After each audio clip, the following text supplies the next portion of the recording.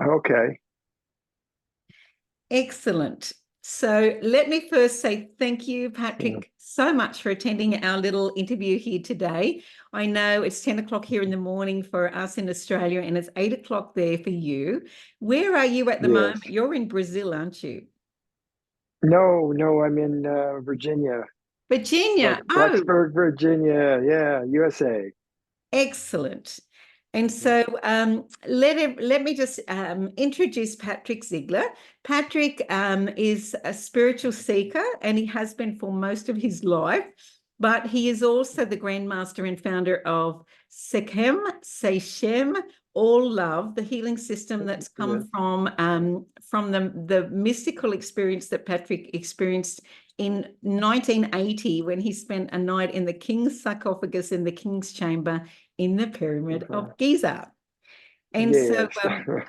so Patrick travels the world just teaching this amazing, heartfelt type of healing system, which really does unlock your emotional trauma and clear things. But it just takes you into that space of love. So welcome, Patrick. I first trained with Patrick in 2005, then 2007, 2010, I 2014. know, long time.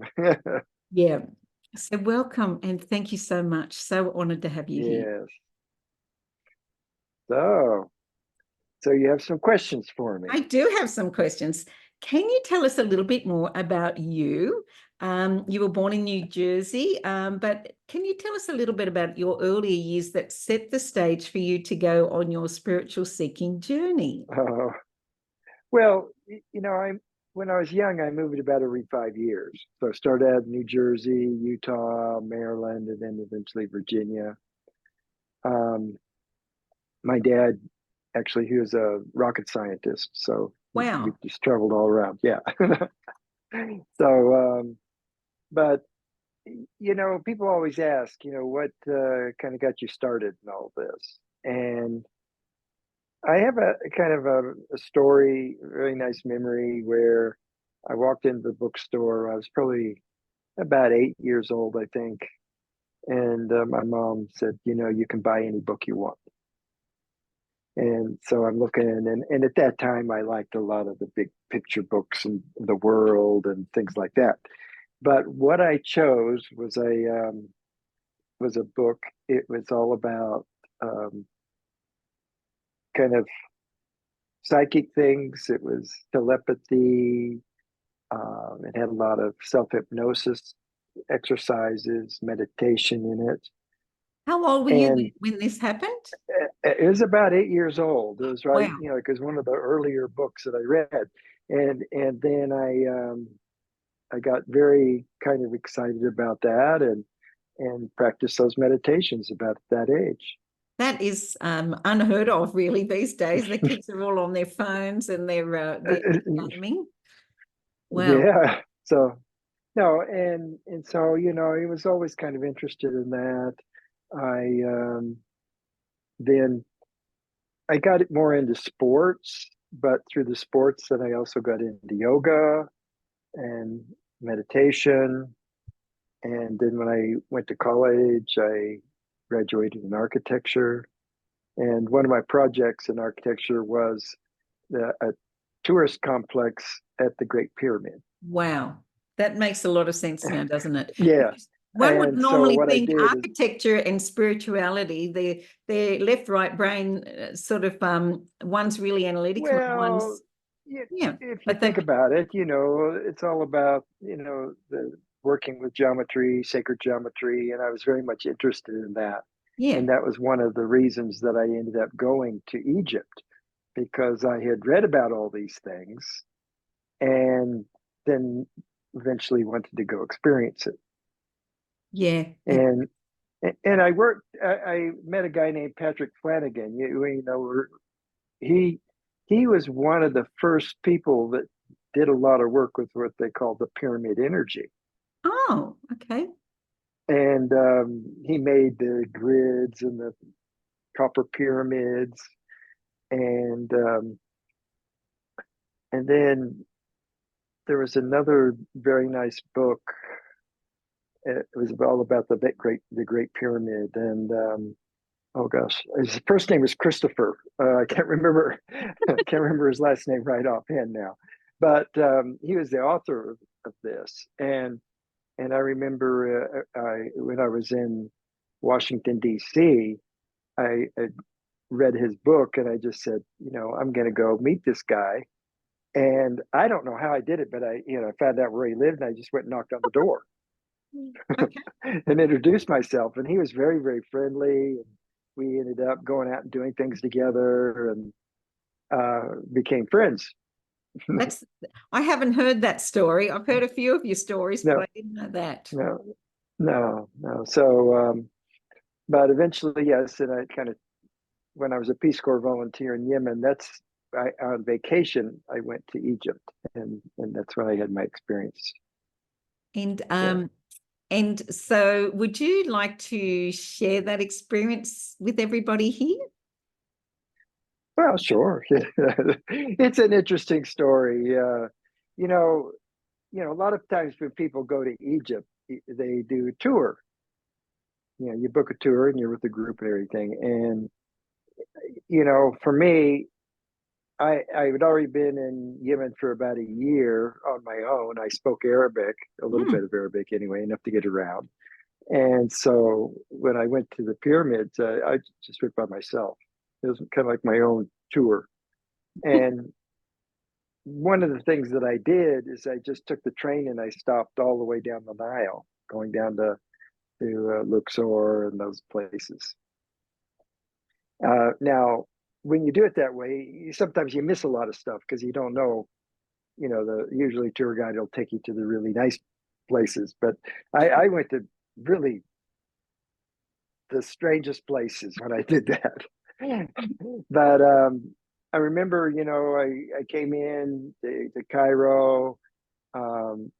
First thing I did is I went over to Giza where the pyramids were, and you can just book a ticket and you get in, and then you can go inside the pyramid.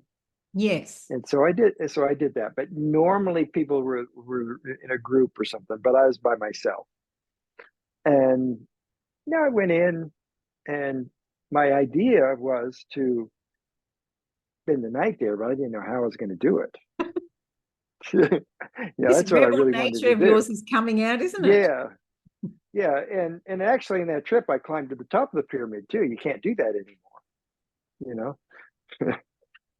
So, I had a lot of, you climb up to the top, you give a guy $10 and he'll let you go up.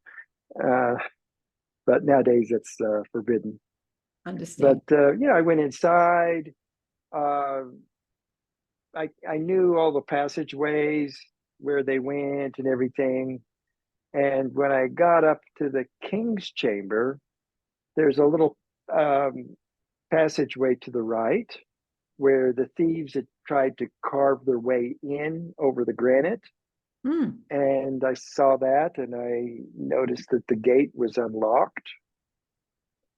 And so I just said, well, I'm going to come back tomorrow, and the next day, if it's unlocked, I'm just going in there. It's that song, Don't You Ever Let a Chance Go By. No. So I went back the next day. It was still unlocked, and I just crawled in there and I hid. And they locked me in for the night.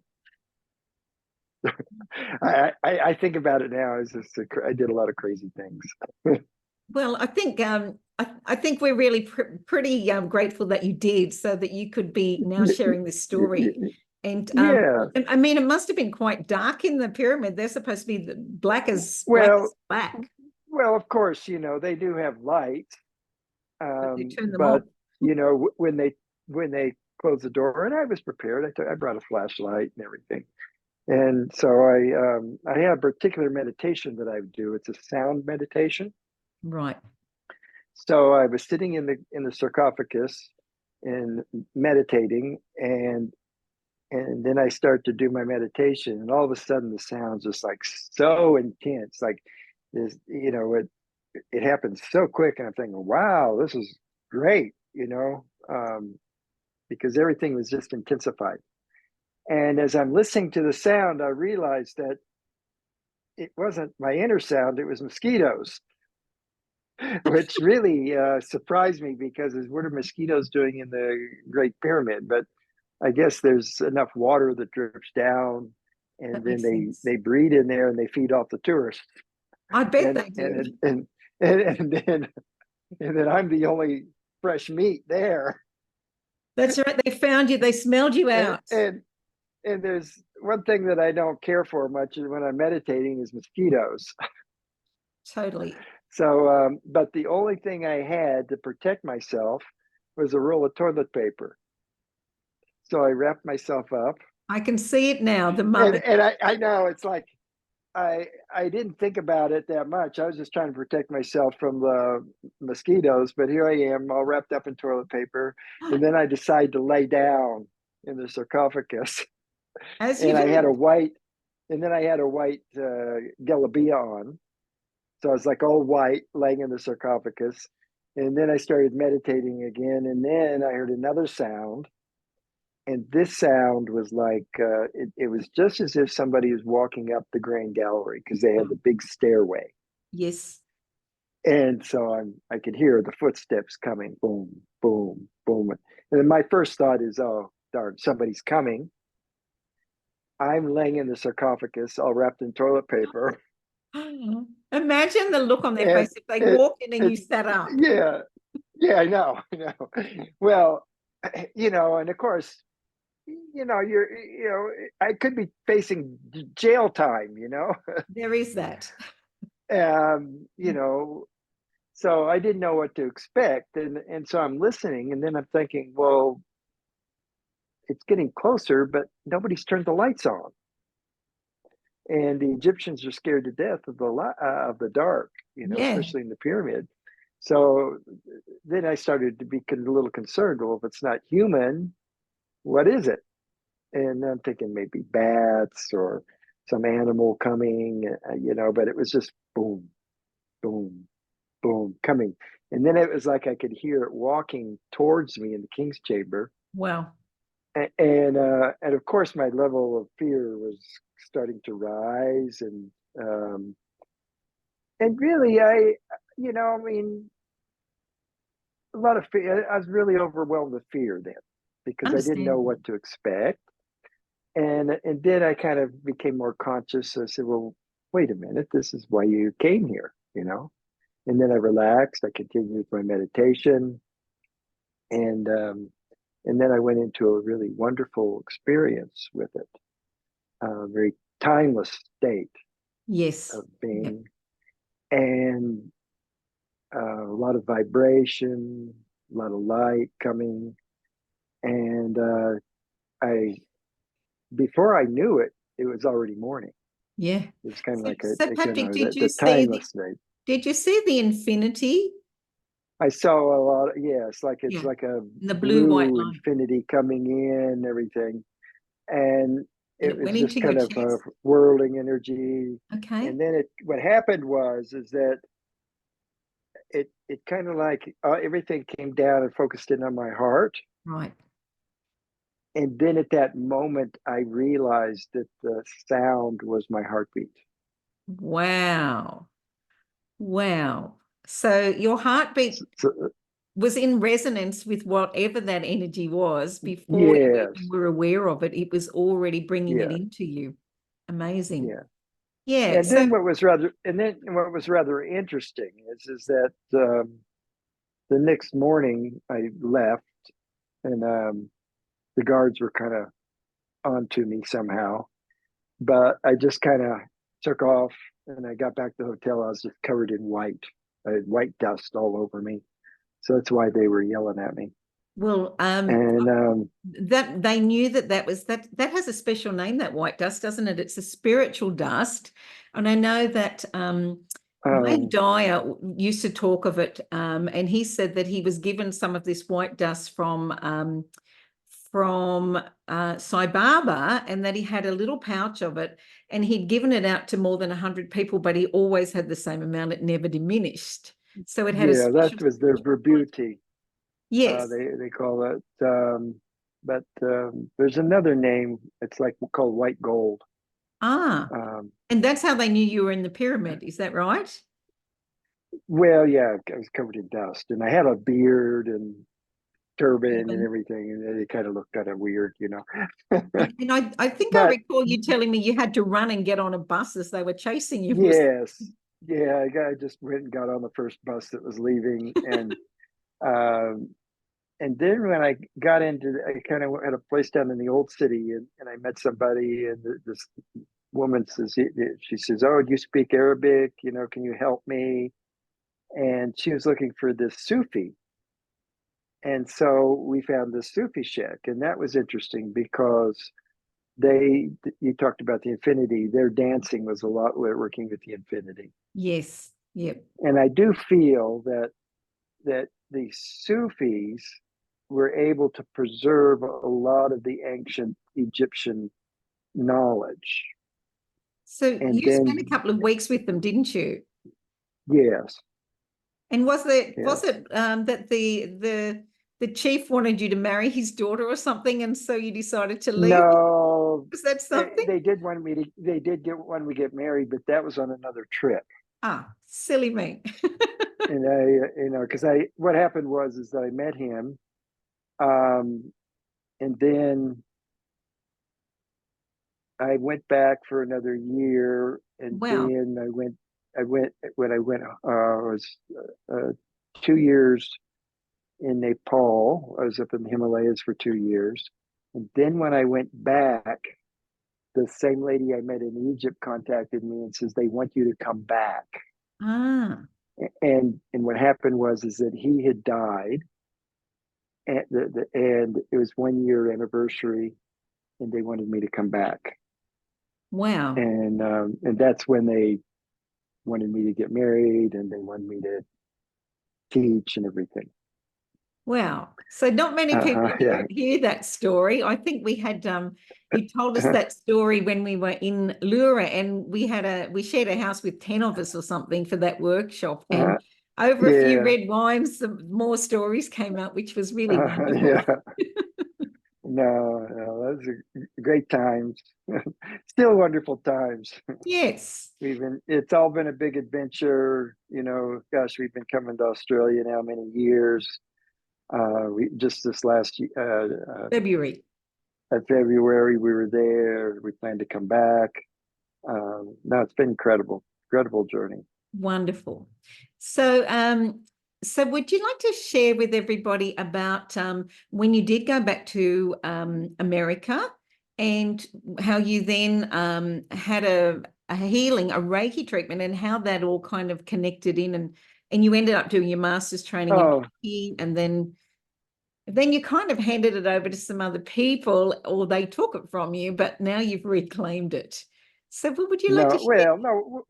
What ended up happening is that when I came back from Nepal, I really was more interested in the spiritual things than the architecture work that I did. And so I went out to Santa Fe, New Mexico, and started studying a lot of holistic healing work. And that's when I did meet somebody that did Reiki. And the school that I went to, they were doing like an energetic healing work. And so we had people that we were working with all the time. And so I noticed that something was kind of interesting going on with this. And then the owner of the school, his girlfriend was the one that I did work on her, and she says, "Wow, this seems a lot like Reiki." Okay. And I had never heard about Reiki before. That was back in 1984, Right. and so Reiki wasn't very well known then. Not a And I said, "Well, what's Reiki?" And she says, "Oh, let's like do an exchange." And so she showed me, and then she said, "Oh, my teacher's coming in this weekend," and I learned Reiki, and it was interesting because I'd been working with this energy when I was in Nepal.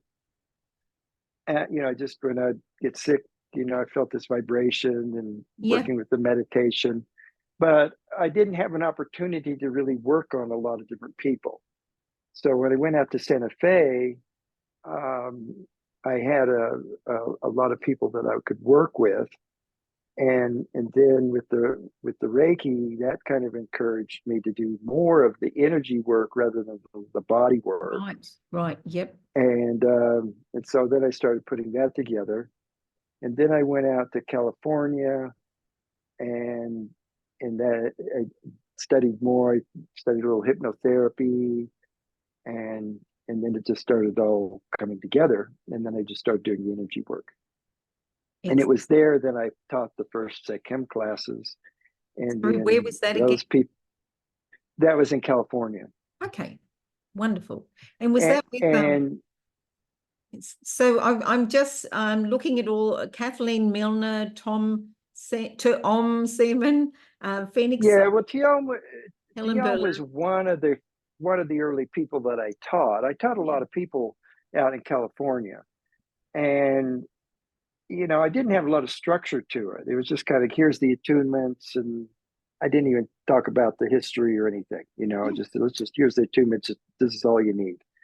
And Tiom really liked it, and then he ended up teaching Kathleen McMaster, who eventually changed her name to Phoenix Summerfield. Yes, Phoenix Summerfield. And Phoenix just took off and wanted to teach it all over the place.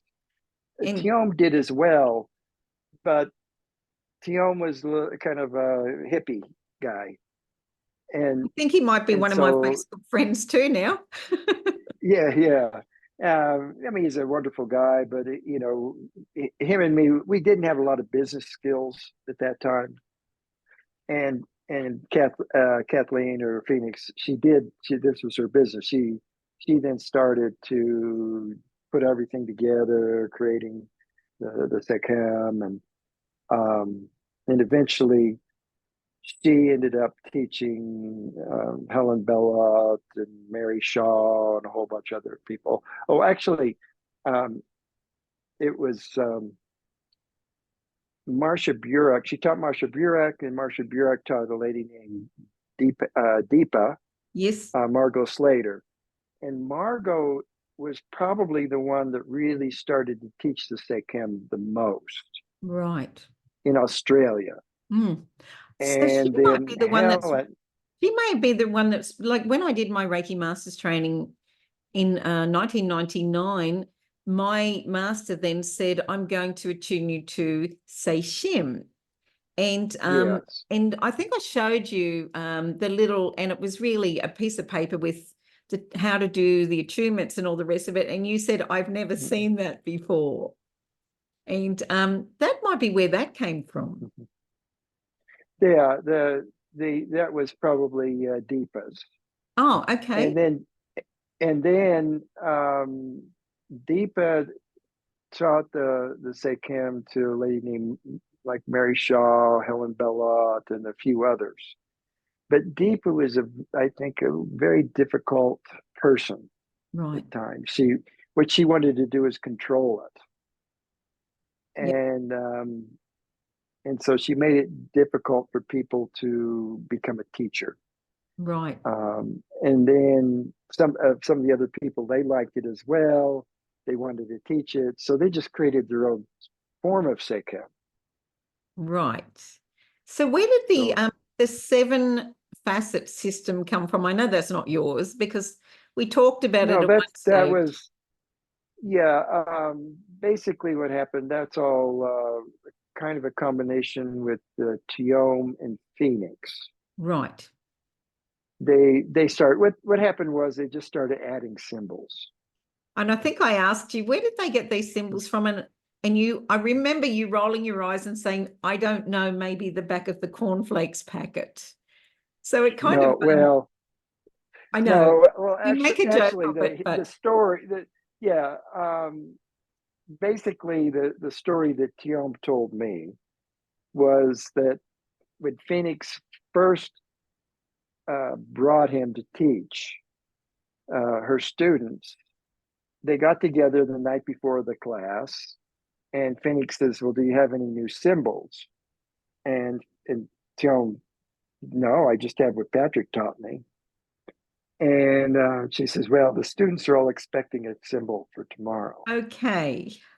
And we have to have a symbol for tomorrow. And there was a magazine there, and they saw this the symbol. It's kind of like the Irish, kind of the Irish knot. Yes.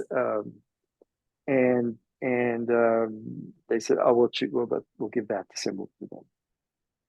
Okay. And that's why I roll my eyes. It's kind of like, oh, this is just crazy, because Yeah, people yeah. were just adding stuff. And now what it taught me, though, was that it worked. Yes.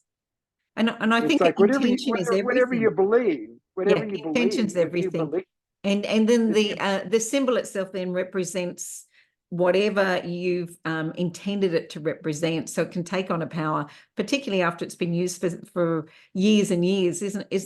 And I guess too, there's sacred geometry in some of those symbols as well, isn't there?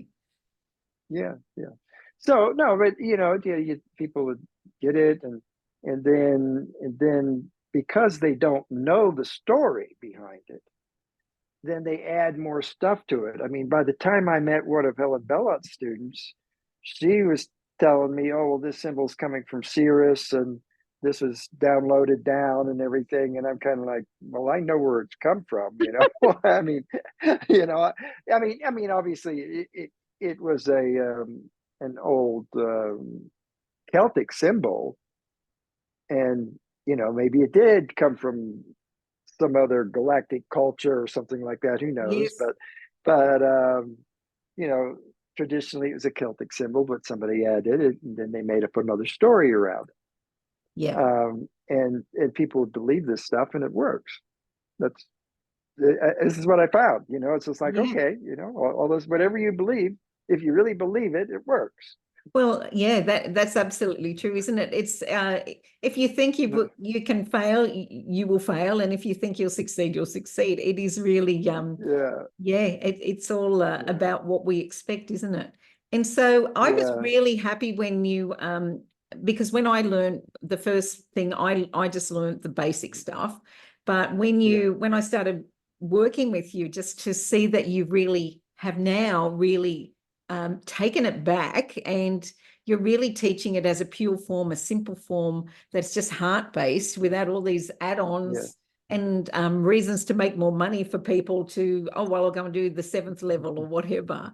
So you're just being true to yourself, which is what it was intended for, wasn't it? No, we've really brought in more of a heart focus with it, and opening the heart, and really having the initiation come into the heart, and so it's not kind of a mental thing, because that's usually what it was based on. If you talk about symbols, having that, it's usually you're working with the mind. Yes. And what we started to do is work more with the heart. I mean, we still have that. We still work with visualizations and that to help people focus. But it's really the focus is coming into the heart. And that's the reason we eventually started calling what we do all love as well. Is like we call it all love Sekhem. Because one, there were a lot of people teaching Sekhem. It's kind of like, just like Reiki. Reiki started spreading, there's hundreds of different kinds of Reiki. And so we needed to add something to the Sekhem, just so people know that this was, uniquely what we do. Yeah. Very true. More of a kind of a and again, it was a marketing thing. We needed to let people know that this is, the type of Sekhem that we do. It's different from other types. And then you have what they call the Seichim. Yes. And you see, that was because when I taught Tione, he somehow changed this pronunciation. Right. He was hanging out with some Indian guru, and the Indian guru said, "Oh, this is like Seichim," and so he kind of changed it a little bit, the pronunciation. And also, you see, when I was meditating, I didn't have a name, and I asked for this name, and this name Sekhem came to me, and I didn't know how to spell it. So that's why there are different spellings. Yeah, I remember when I first did a workshop with you, it was SKHM, and you said the way that the Egyptians spoke was kind of like spitting like a camel, and it was Sekhem when you Sekhem, first yeah. and then basically I used I wanted to use the word SKHM because in the Egyptian language you don't have vowels. Right. And there were so many different spellings at that time coming from the Sekhem, the Seichim, Seichem. Yep. The Shem was Kathleen Milner's version. And then Helen Bellot really got into the Sekhem spelling, Right. which is what, when I spoke with Phoenix, I said, we need to change things. And she says, oh, no, we can't change it. I've already made all the manuals. I made all the certificates with the other spelling. But I said, okay, you just do what you want. And then when she wanted to make hers unique, she used that spelling, which is the traditional way that the Egyptologists would change it to English. Yes. So there's what I wanted to do is try to bring everybody together again. Say, look, we don't need to have all these different factions. Let's all see it as more one, work together as one. Yes. But that really didn't happen. People were wanting their own kind of doing it their own way, and then all that. Yeah. And it was the same thing with Reiki. You've got all the different kinds of Reiki variations and stuff. I kind of wanted to avoid that, but politics. It happens. It's just natural. It is. It's so true. And so, so Patrick, now you are really just focusing on the love aspect, aren't you? Well, we've been working with that, but also recently, I've been working a lot more with what we call the inner sound meditation. Wow. And so we're working with that. You come into a deep state of peace and love, and that's, you see, where you really get into the mind and this timeless state of just connecting with the oneness. Wonderful. So all of this works together. And so you last year you went and did a 40-day meditation, and that must have been interesting. 40 days, then you get to a stage where you don't even want to come out. And are you holding those now yourself? Yes. I think it's been 7 years now. We did that first 40-day meditation. Yep. And yes, now we are doing this. About every year we get together, get a group together. We haven't been going over to India, but now that I'm in Virginia, we've been doing 10-day retreats. And the thing is that here in Virginia, we have a very nice place, so you don't have to worry about some of the things that you do in India. And I can imagine. Very comfortable. Very comfortable. I mean, traditionally, the Babas, when they do their meditation, they go into a cave. Yes. And they just sit in the cave for 40 days. Well, of course, you don't have a toilet. Yes. Maybe you'll have a good drinking water source. And you're sitting in the cave, there's bugs, snakes, other things that you've got to deal with.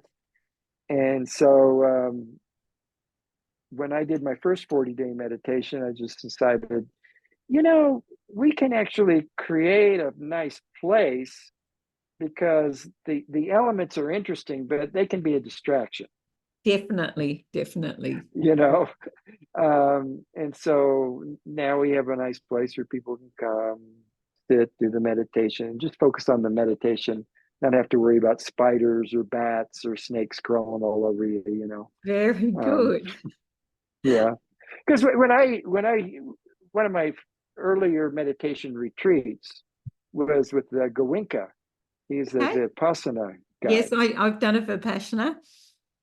And there was about 300 people, but there's about a dozen foreigners there. Wow. And later, we did a 10-day retreat with him. And then about a month later, I met some of the people, the foreigners that were there, because they kind of get in a tour. You go and you meet them again, you see them again. I said, "Oh, how are you guys doing?" They said, "Everybody got malaria." Oh, wow.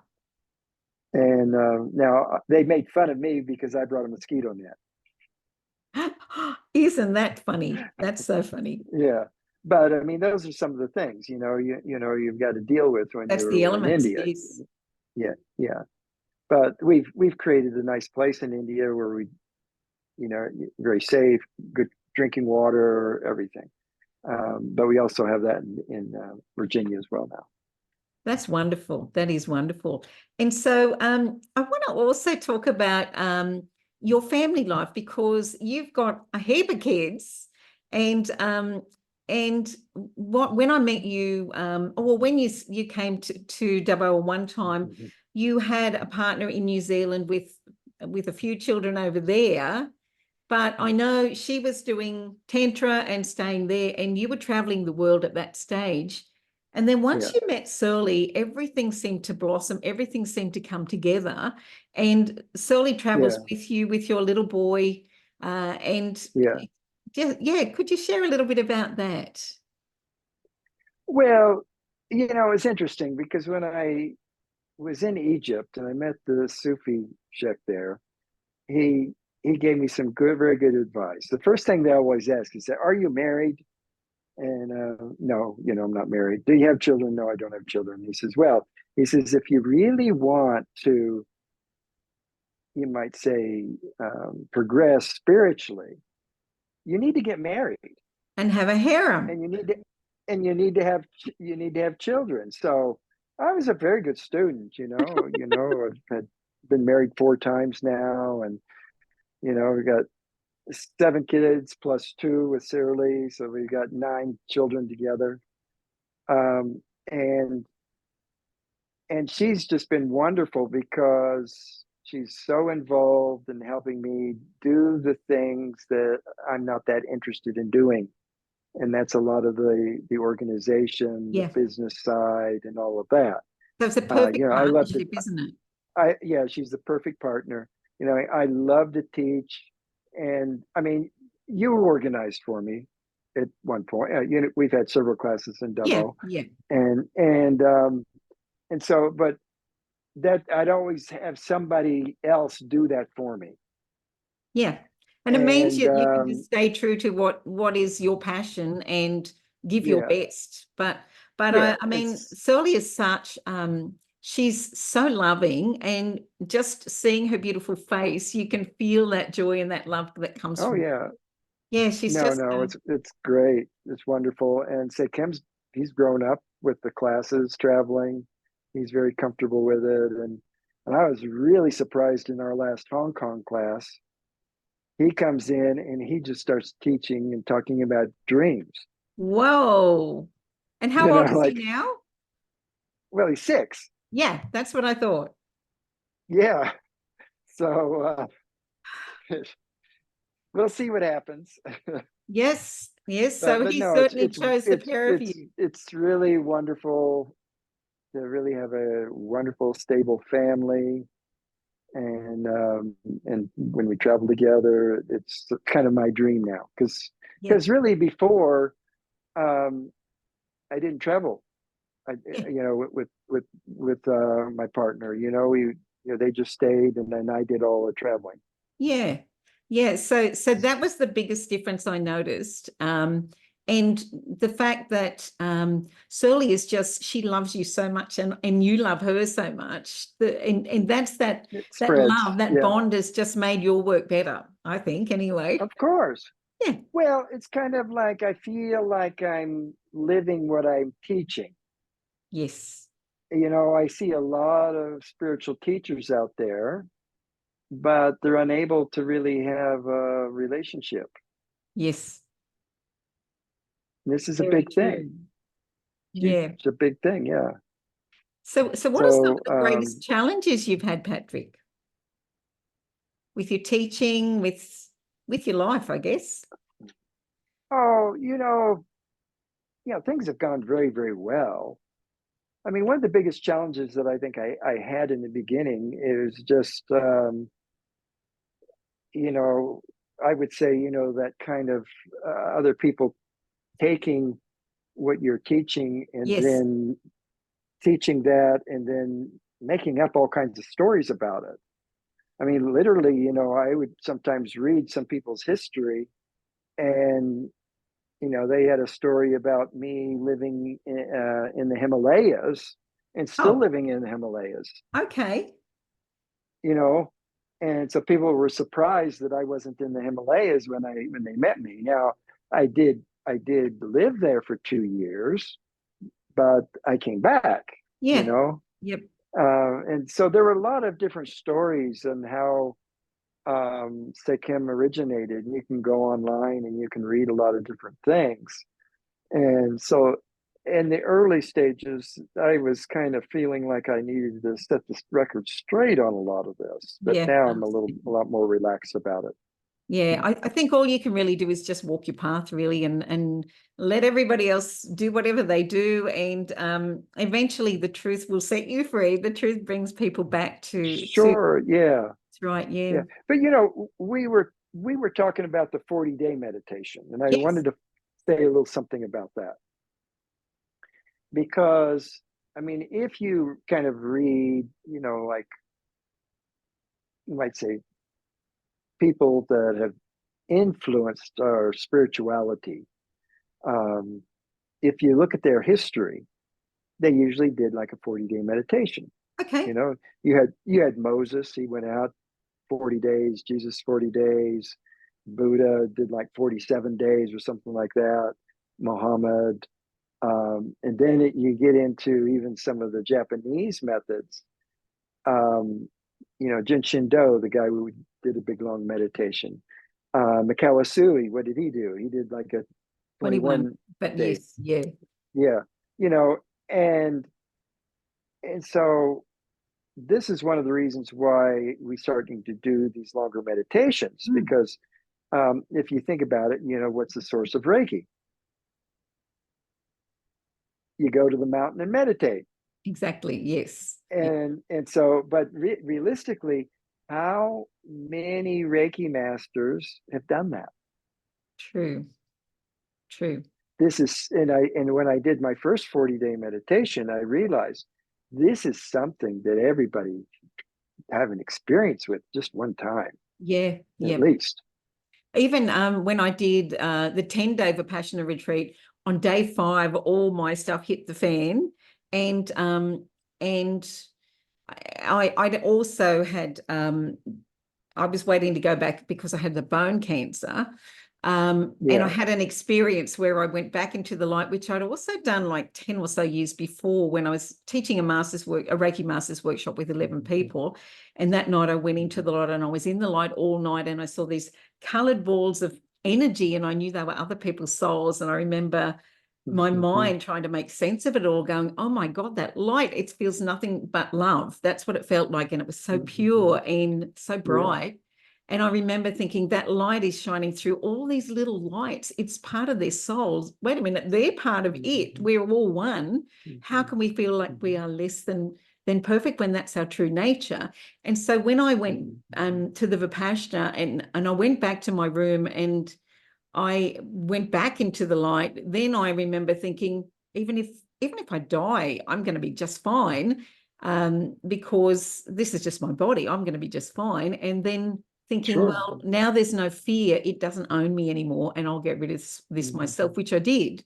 And it's just that knowing. But it was, I was lucky to have had that experience because they did say sometimes it takes people 25 years to be able to get to that.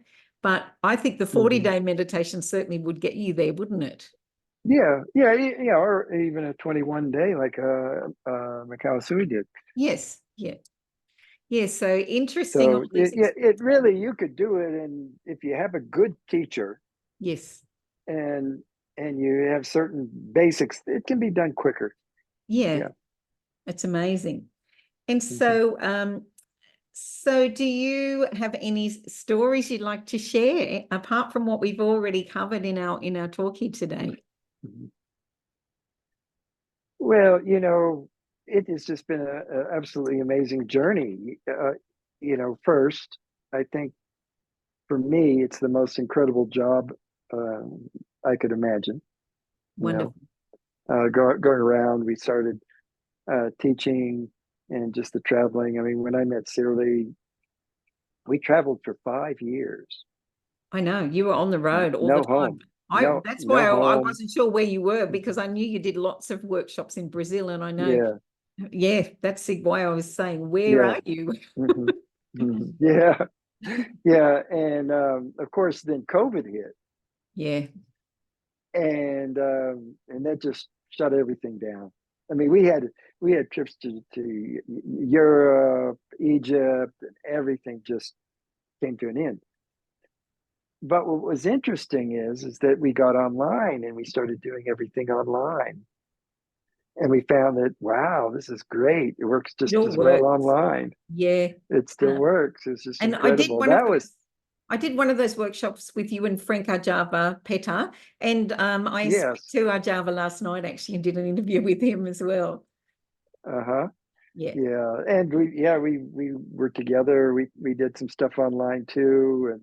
And then in one of our travels, we stopped by to see him over in Greece, and he has an amazing retreat Dojo. center there. Yeah. So yeah. Mhm. So yeah, really, just the main thing is just living the dream, and every time something new is coming that we're working with. Oh, now we're doing darkroom retreat too. Okay. We um, So we were doing the 40-day meditation, which is more of sometimes even open eye meditation. And then I just decided I want to kind of get back to some of my roots, because it was 40 years ago I did my first dark room, Wow. and I just said I want to do that again. And the technology, you might say the technology is a little better now. Thank The goodness. eye masks and the way you can darken the rooms and everything. So uh, I had a wonderful experience in the last dark rooms that I've been doing, and that's something that we're sharing here in Virginia. Right. Wonderful. So yeah, just amazing. That different things. Almost like every year we have some new awakening that we work with, Perfect. and then we share that. Excellent. And so, Yes. what advice would you like to share with people? What are some words of Well, inspiration? I really, after doing really getting deeply involved in meditation, really, I would say keep it simple. Perfect. There's, and this was kind of my whole message right from the beginning when I began to teach Sekhem. There's People like to add a lot of fluff, I agree. and it's so important to just keep it simple and then work off of the simplicity and stay focused on that. Yes. Like the after my pyramid experience, see, I didn't have a manual with that. Yeah. You know, it doesn't come with a manual. A little like children. Children come, They they don't come with a they manual. make up the You know, rules. yeah, yeah. So this Kim thing is kind of like my child, but it didn't come with a manual. And and so when I met the Sufi, and he gave me the kind of the Allah mantra, which became all love. Yes, yeah. I remember you said that. And Infinity I was kind dance. of like, it's kind of like, well, what else is there? And he says, just do the mantra. That's all you need to do. Just keep focused on that. You don't need to know anything else. Wonderful. And so you just stay focused with the inner sound work. You just take your attention, you focus on your inner sound, and then that builds on that. It's Yeah. so simple. Mm. Now, there are different things you can add which help. You know, of course, there's nice breathing. Breath work is wonderful with it. Um, Other things are good with it as well. But keep it simple. This is Mm. so important. People like to make things complicated. It's like, yeah, I want to make it into a year-long course. Um, but I mean, yeah, we do a 40-day meditation, but we stay focused. It's not like you don't need all this information. That's right. Yeah. It's not information based. It's like doing, just Experience. being. Yes. Yes. Excellent. And so, have you got any upcoming workshops you'd like to share with everyone? Because when we finish recording this and I'll upload it to YouTube, I'll share it to Reiki Australia, I'll share it in my pages, but I'd like to put some links back to you, maybe your Yes. website, your Facebook page, where you just Yeah. let We're me know. mostly on social media now. We find that Okay, that's the most effective is the social media. I We agree. do plan to get back to Australia next year, you know, probably. Now, last year we were in February. It may be around that time. We are planning to Egypt. We're going to Egypt in November. So we will kind of be in that part of the world around November-ish. Excellent. Um, I mean, next week I'm heading to Europe. I go to Romania, I go to Holland. Last year we made some amazing connections in Hong Kong. Yeah. And so that'll probably manifest again in Hong Kong, Taiwan. So we do have a lot of things, and we want to get back to Brazil and South America too. Wow. You know, now that COVID's finally over, the COVID times, Yes. let's get going. Yeah, Uh, that's it. Everything's just falling into place. yeah, And so, yeah, but again, we'd probably be a lot more focused when we do things because I've got some responsibilities here in Virginia that I need to take care of, and your mother, and yeah, so yeah, my mom taking care of my 96-year-old mother. and So she got a just lot of recently things have we're a doing. birthday. Martin, yeah, she just had a Yes, birthday in that's February. Mhm. amazing. So if the Yeah, genetics are good, then you will be continuing on for a bit longer yet. yeah, yeah. But no, we've got a lot. You know, people in my family live, you know, into their 90s, Wow. even up to 100. Yeah. Yeah, amazing, amazing. So one of the reasons I decided to do all these interviews, I actually had a dream 3 nights in a row that I was going to be interviewing people like you.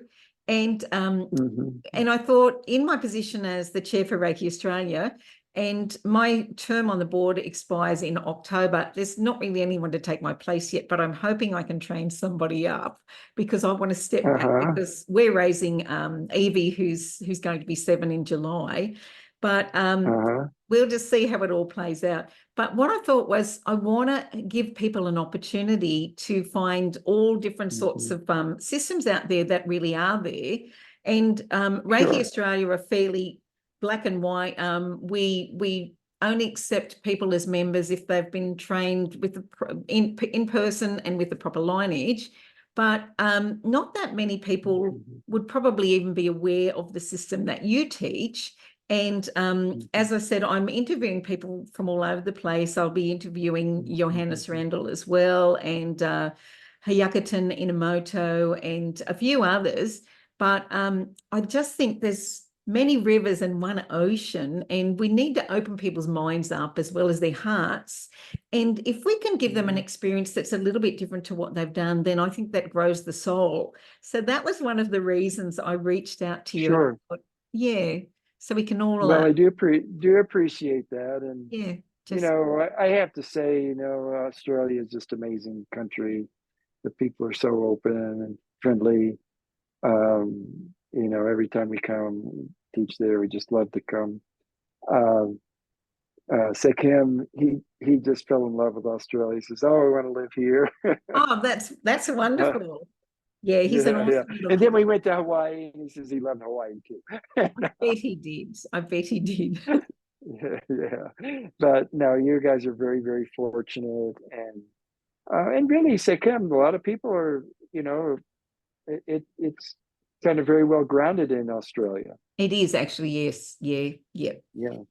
Excellent. So Patrick, So, I really want to thank you so much. It's just been such a pleasure. It's been a joy, and just mhm. to feel connected again, because it's been a while since we've actually been in person, and Zoom doesn't Sure. really always cut it, but I still, you can still get that connection, that personal. Sure. Yeah. Yeah, Yeah. yeah. No, wonderful. Wonderful, Carol. So thank you so much, So, Patrick. And on behalf of everybody who's going to watch this video, we mhm. really appreciate everything that you shared with us today. I think probably, like I also, in preparation, I looked at some of your other videos, but I think you've shared a little bit more information here than in a lot of those videos, and probably part of, Sure. Yeah. You know, yeah. you get me talking, I talk about everything. Awesome, awesome. All right. Right. So So thank you, much love Carol. to you and to Surly and little Sekhem. Okay. And thank you so Yes. much. Beautiful. All right. Namaste. All love. All love. Namaste. Bye bye. Excellent.